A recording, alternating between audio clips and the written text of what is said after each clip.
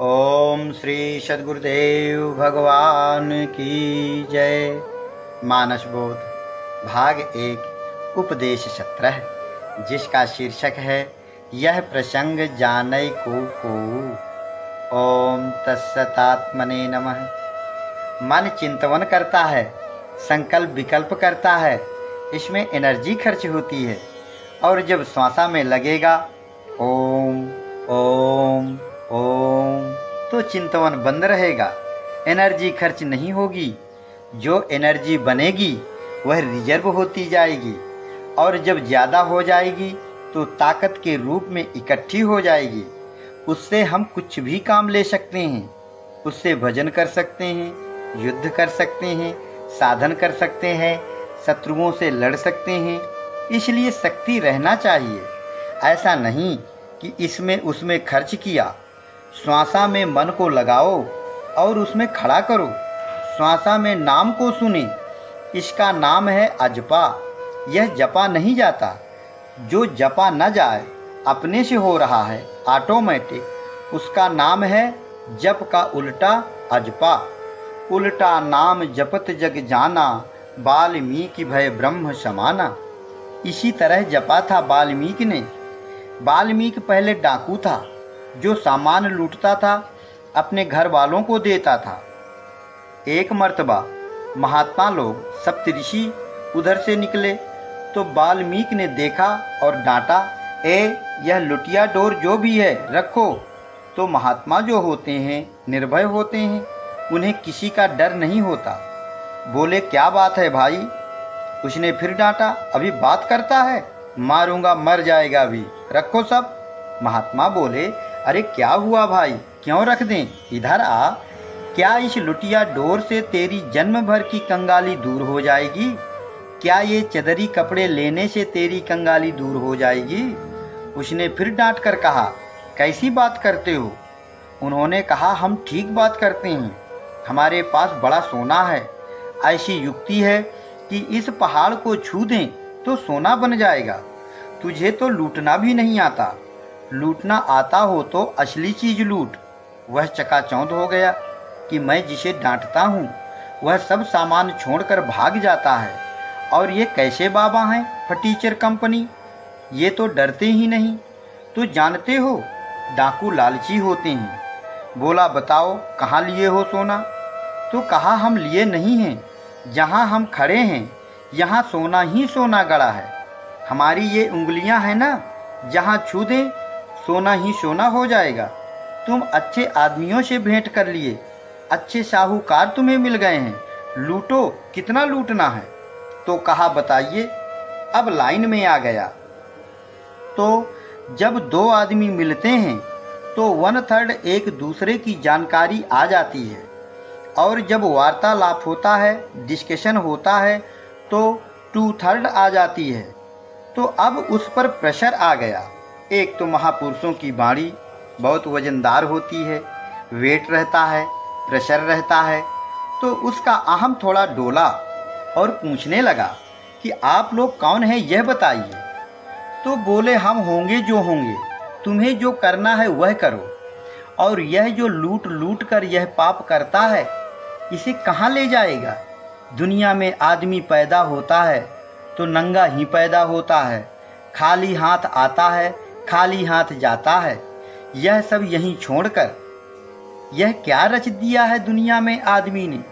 थोड़ी देर के लिए यहाँ आना पड़ा तो यह क्या माया रच दिया है? तो महात्मा लोग आसन लगाकर बैठ गए और बोले कि जाओ अपनी स्त्री से पूछो, माता से पूछो, परिवार के सब लोगों से पूछो कि यह जो धन मैं लूट लूट कर लाता हूँ, अत्याचार करके लाता हूँ, उसका जो पाप होगा, पश्चाताप होगा, उसमें तुम लोग हिस्सा बटाओगे? जाओ, हम यहीं बैठे हैं, हम जाएंगे नहीं, पूछ कर आओ, हम तुम्हारा निर्णय करके ही जाएंगे। तो वह गया, माता पिता से पूछा तो कहे, भाई यह तुम्हारा कर्तव्य है, किसी ढंग से लाओ, हम क्या जाने, हमारी सेवा करना तुम्हारा धर्म है। पाप से लाओगे तो पाप भोगोगे, कमाई से लाओगे तो पुण्य भोगोगे, हम तो उसमें शामिल है नहीं। पत्नी से पूछा उसने भी कह दिया तो लगा एक चपका। थोड़ा मिजाज लाइन में आया। महात्मा लोग मर्मज्ञ होते हैं। जब किसी को सुधारना होता है तो उसकी वैसी गतिविधि बन जाती है और वैसी शैली बन जाती है। आया लौटकर चुपचाप बैठ गया। बोला, उन लोगों ने तो सबने जवाब दे दिया कि हम नहीं जानते। मैंने तो बहुत पाप किया है, हजारों लोगों को लूटा है, मारा है, परेशान किया है, और ये सब करके जिन्हें मैं देता था वे सब मुमानियत करते हैं कि हमसे क्या मतलब, तुम जैसे करके लाओगे वैसे भोगोगे, तुम्हारा धर्म है हमारी सेवा करना। फिर मैं क्या करूं? तो बदल गई दुनिया। फिर मेरा उद्धार कैसे हो? तो बोले, राम राम ओम ओम कहो, न खाओ न पियो, बैठे रहो रात दिन। उसने कहा, मैं राम राम तो नहीं कह सकता, मैं मरा मरा कह सकता हूँ। यही मैं करता था, यही कह सकता हूँ। तो बोले, तुम जो भी कहो कंटिन्यू कहते रहो, तार न टूटे, और बस नाम जपो। फिर हम लोग आएंगे, तुमको देखेंगे। एक युग के बाद आएंगे। मान लो 12 साल का युग होता है, 12 साल बाद आएंगे, फिर तुमको देखेंगे। अब वह बैठ गया, जपने लगा। मरा मरा मरा तो घूमकर राम राम आ जाता है। जपते जपते उसकी धुन लग गई, दीमक लग गई, बांबी बन गई। फिर भी उसमें गुनगुनाहट आती रही। फिर वह भी बंद हो गई। बैखरी से शुरू किया था, कंठ में आ गई, मध्यमा बन गई, फिर पश्यंती में आ गई। अब श्वासा से जपने लगा। फिर वही परा में बदल गई। जब परा में पहुंच गया तो बस मन खड़ा हो गया। बदलते बदलते पराबाणी में पहुंच गया, ऑटोमेटिक हो गया। इधर से क्षमा, दया, कृपा ये सब धाराएं गईं। ध्यान, नाम, समर्पण, प्रार्थना ये चारों जाकर चरण में लीन हो गईं। क्रिया में साधक चलते चलते लक्ष्य को प्राप्त कर लिया और ग्रेविटी से निकलकर ऑटोमेटिक क्रिया हो गई। स्वाभाविक गुण आ गया और अन्वय व्यतिरेक युक्ति द्वारा चेतन का प्रतिबिंब मिल गया। एक तानता मिल गई। ध्येय, ध्याता और ध्यान तीनों एक हो गए। तो एक तानता में अनुगत अन्वय व्यतिरेक युक्ति से चेतन की मदद मिल गई। जब चेतन की मदद मिल गई तो उसका रूपांतर हो गया और रूपांतर होकर वह ऑटोमेटिक में बदल गया। स्वाभाविक जाप होने लगा, अजपा होने लगा। जपना न पड़े और जप होता रहे। तो कहना तो यह चाहिए कि अजपा नाम जपत जग जाना, वाल्मीकि भय ब्रह्म समाना। लेकिन गोस्वामी जी की शैली अपने ढंग की है। वह चाहते हैं कि बाहरी बात हम कह दें और उसमें गहराई की बात भी छिपी रहे। समझने वाले समझ जाएं और न समझने वाले न समझें। जो योग्य हैं समझें और जो अयोग्य हैं वह न समझें। इस तरीके से उन्होंने यह उचित समझा कि उल्टा नाम जपा जग जाना, वाल्मीकि भय ब्रह्म समाना। सीधा न करके उल्टा, तो सीधा का उल्टा उल्टा और उल्टा का उल्टा सीधा। जप का उल्टा अजप और अजप का उल्टा जप। तो अगर सीधा वो लिख देते कि अजपा नाम जपा जग जाना, तो सब लोग समझ जाते कि यह भी कोई योग की प्रक्रिया है।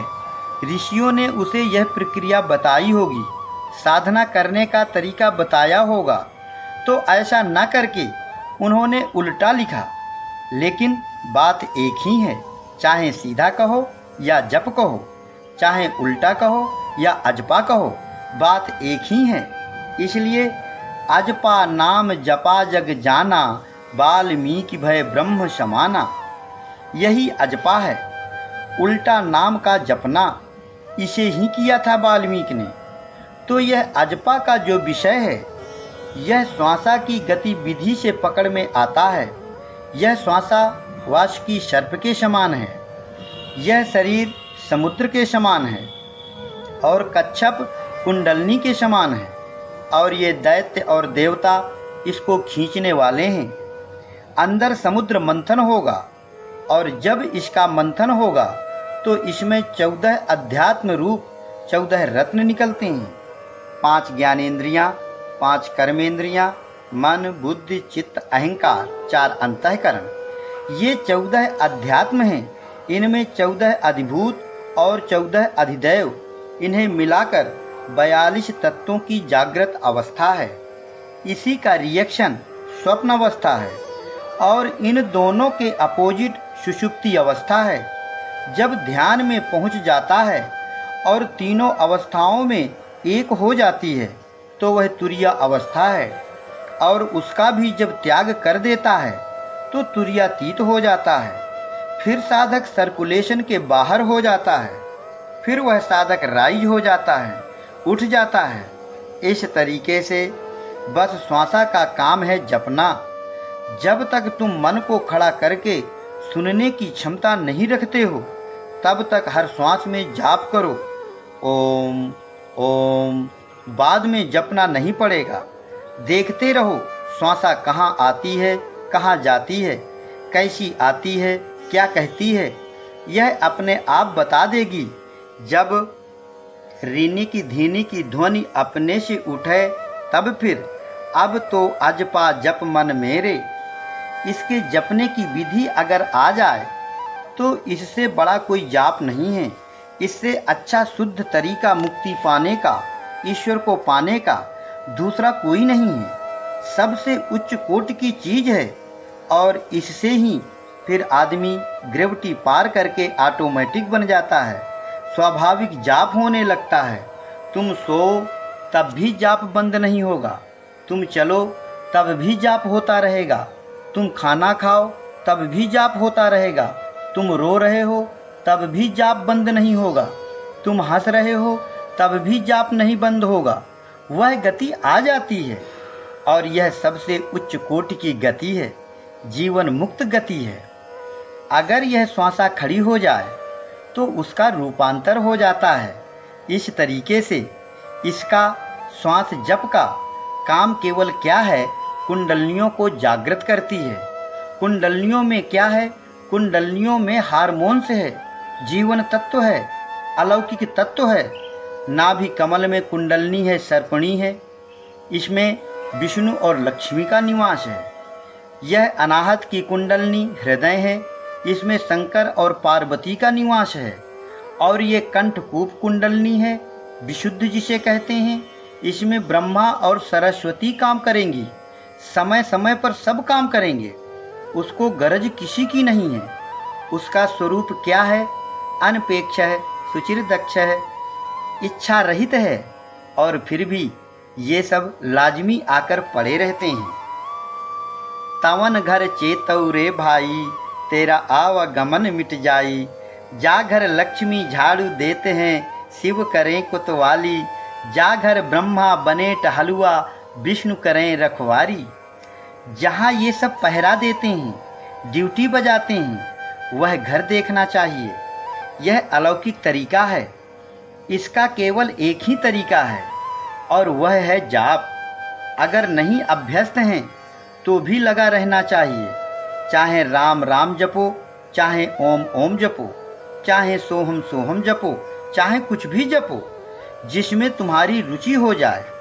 जन्म जन्मांतर से जो हमारी कुंडलनियाँ अधोगति को हो गई हैं और जो अंतःकरण में जन्म जन्मांतर से गलत चिंतन कर डाला है, ये सब बजाय हमको ताकत देने के सब जहर दे रहे हैं। ये सब उल्टा हो गए हैं और इनके वो मुंह खुल गए हैं जो अपोजिट हैं। क्या खुल गए हैं? काम, क्रोध, लोभ, मोह, मद, मत्सर, आशा, तृष्णा, ये खुल गए हैं। इन्हें बंद करना है, इनको खत्म करना है और ज्ञान, वैराग्य, शांति, संतोष, क्षमा, दया, इन सद्गुणों को लाना है, इनको खोजना है।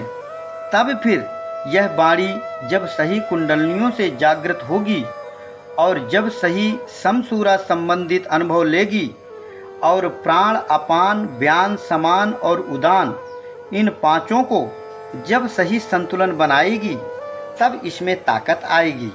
और जब ताकत आएगी तो फिर कुंडलियाँ जगेंगी और जब कुंडलनियाँ जगेंगी तो इसे वैकुंठ कहा जाएगा, वैकुंठ दरबार लगेगा। इंद्रियां रिद्धि सिद्धि बन जाएंगी। कृष्ण आत्मा ब्रह्म ज्ञान वृंदावन बन जाएगा। मन मथुरा बन जाएगा। अमृत की वर्षा बरसाना हो जाएगा। वहाँ रा की धारा राधा मिल जाएगी। श्वासा में श्वासा के जप की तब रास लीला होगी, रहस्य मिल जाएगा, कम्युनिकेशन होने लगेगा, फिर धाम मिल जाएगा। तो ये जप करने से कुंडलनियाँ जगेंगी। कुंडलनियाँ जगेंगी तो एनर्जी मिलेगी।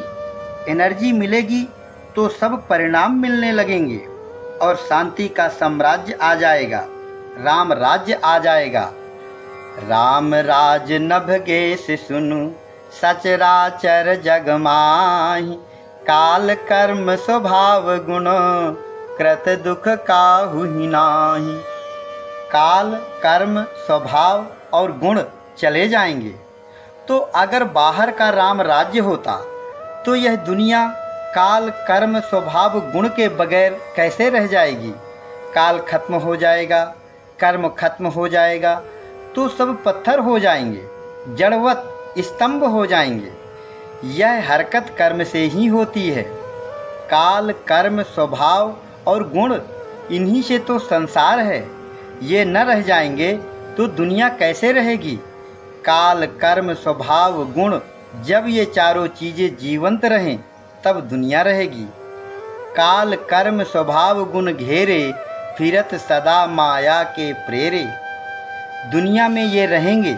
हाँ, तो ऐसा राम राज्य जिसमें काल कर्म नहीं रह जाते, वह किसी साधक के हृदय में आता है। यह फलाप्ति है, साधना का परिणाम है, स्वानुभूति है। काल कर्म स्वभाव गुण, इनको जो खत्म कर दे वह प्रभु है, विभु है। जीवत तो खत्म हो जाए। एक आदमी के हृदय में होती है यह क्रिया। इसीलिए कहते हैं राम राज में काल कर्म स्वभाव गुण नहीं था। तो जिसके हृदय में राम राज हो जाएगा उसके हृदय में ये सब नहीं रहेंगे। फिर राम राज्य ही राम राज्य रह जाएगा। वहाँ सब में नहीं हो सकता। उनमें होता है जो अंदर ट्रांसफॉर्म करते जाते हैं, बाहरी चीज को अंदर ले जाने का प्रयास करते हैं। यह प्रसंग जाने को कोई कोई जानता है, सब नहीं जान सकते। अवध क्या है? एक अवध और है अंदर। हाथी के दांत दिखाने के अलग, खाने के अलग। बाहरी दांतों के भरोसे तो मर जाएगा, वो खाने के दांत अंदर होते हैं। इसी तरह हर चीज के दो रूप होते हैं, एक दुनिया वालों के लिए, एक महात्माओं के लिए। जैसे राम एक राजा का लड़का था और भगवान भी हुआ। अब सुप्रीम कोर्ट में कोई फैसला होता है तो किसी मामले में जब कोई सीनियर वकील जज के सामने बहस करता है तो सुप्रीम कोर्ट के फैसले की नज़ीर रखता है।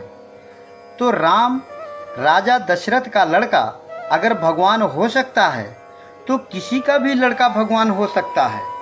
एक नज़ीर पास हो गई। तो ऐसे क्या सबके लड़का भगवान हो जाएंगे? अब तुमसे पूछे कि तुम भगवान हो तो की पी करोगे, कहोगे नहीं। भगवान तो भगवान होते हैं। एक थे महात्मा, तो दिन भर ब्रह्म ज्ञान बताया करें। तो पंडित लोग परेशान हो गए कि कहाँ का कपर फोर आ गया है कि ब्रह्म ज्ञान बताता है, हमारा कर्म कांड नहीं बताता। हमारी जजमानी फेल होती जा रही है और इसके ब्रह्म ज्ञान के मारे हमारा सब कर्म कांड फेल हुआ जा रहा है। तो पंडितों ने सोचा चलो झगड़ा किया जाए। आए दो चार लोग। बाबा ने कहा कि एक ब्रह्म है। वो बोले कि यह बताने वाला तो अलग हो गया, क्या बता रहे हो? तो बाबा ने कहा कि हाँ भाई, हमारा दिमाग फिर गया है, ये सिर के बाल बढ़ गए हैं। ऐसा करो कि एक नाऊ बुला लो तो फिर हम आपसे बात कर सकते हैं। अभी हमें गर्मी लग रही है। नाऊ बुलाए, नाऊ ने बाल बनाए। तो बाबा ने कहा नाऊ यार, तू तो भगवान है, बड़ा भारी काम कर दिया तुमने। नाव ने कहा, अरे नहीं महाराज, मैं भगवान नहीं हूँ, मैं तो जीव हूँ, मैं भगवान कैसे हो सकता हूँ। तो महात्मा ने पंडितों से कहा कि पंडित जी देखो, जो झगड़ा तुम हमसे मचाए हो कि हम अलग और भगवान अलग, यह बात तो यह नाव भी जानता है कि मैं जीव हूँ, भगवान नहीं हूँ। न पढ़ा न लिखा, गरीब गंवार आदमी, बुद्धि का ठिकाना नहीं है, तो भी जानता है कि मैं अलग हूँ और भगवान अलग है। और जो तुम पढ़े लिखे आदमी इस तरह की बात करते हो, यह कितनी अज्ञानता है। दुनिया द्वैत तो है ही, अब द्वैत में अद्वैत दिखाओ। अगर बड़े विद्वान हो, अगर सिद्धांत तुम्हारी समझ में आ गया है, तो द्वैत में अद्वैत दिखाओ। तो प्रणाम करके चले आए। अब बात करने की जगह नहीं रह गई। तो इस तरीके से जाप करना चाहिए और उत्तरोत्तर बढ़ते जाना चाहिए। बढ़ते बढ़ते फिर जो यह कृत्रिम साधना है, उसे ऑटोमेटिक बना देना चाहिए। लेकिन यह करने की चीज है साधना। बातें करते रहने से परिणाम नहीं मिलता। अब बताते बताते तो पहुंच गए, लेकिन वह बात तो जब स्वयं वहां पहुंचे तब बनेगी। सारी बातें समझ लेने से जानकारी मिल जाती है और अपने को तौलने का तरीका भी मिल जाता है कि हम कहाँ हैं, किस स्तर पर। यह शुभेच्छा, सुविचारणा, तनुमानसा, सत्वापत, असंशक्ति, पदार्थाभावनी, कौन भूमिका में मेरी स्थिति है, यह समझ लेना चाहिए। इस तरह जब साधक कुछ भजन ध्यान में प्रगति कर लेता है, थोड़ा शांति प्राप्त कर लेता है, भगवान का कुछ कनेक्शन मिल जाता है, अपने बल पर तो कुछ होता नहीं। इधर से भगत तो भगवान के लिए रोता ही रहता है, और रोने के अलावा कुछ ताकत होती तो ललकार न देते। वह तो माया से भी भगवान के लिए रोता है कि मुझे भगवान की तरफ जाने दे। प्रार्थना में यही तो सब कुछ रहता है, तो यह माया से भी रो रहा है। लेकिन एक अवस्था ऐसी आती है साधना करते करते कि भगवान का सहारा मिल जाता है। अभी तक इस काया रूपी किले में ये काम, क्रोध, लोभ, मोह, मद, मत्सर सब अधिकार किए पड़े थे। तो अब इस अवस्था में आकर साधक कह पाता है कि भाई, अब मुझे भगवान का सहारा मिल गया है, अब तुम मेरा कुछ नहीं बिगाड़ सकते। यह शुद्ध अहंकार अगर नहीं आया तो फिर जोर मारना पड़ेगा, साधना करनी पड़ेगी और इसे लाना पड़ेगा। तो जिस साधक को, जिस संत को साधन करते करते यह योग्यता आई, तो फिर मैं तो ही अब जाने हूँ संसार, बांध न सकत मोहि रघुपति केवल, प्रगट कपट आगार। अब तुलसीदास किस ढंग से कहते हैं, तो जब बल मिल जाता है भगवान का तो ललकार देता है, निकल भाग, नहीं तो तुम्हें नष्ट कर देंगे। अब भगवान की कृपा मेरे ऊपर हो गई है, निकल, मेरे यहाँ तेरा कोई काम नहीं है। यही कबीर भी कहते हैं, ठगिनियाँ क्या नैना चमकावे, कबीरा तेरे हाथ न आवे। माया, तू मुझे क्या कला दिखाती है। मैं जानता हूँ कि तू भगवान की राह में चलने वालों को किस तरह बहकाती है। मैं तेरी कला को जान गया हूँ, अब मैं तेरे हाथ नहीं आने वाला। इस तरह से साधक के अंदर आत्मबल आना चाहिए। ओम श्री सद्गुरुदेव भगवान की जय।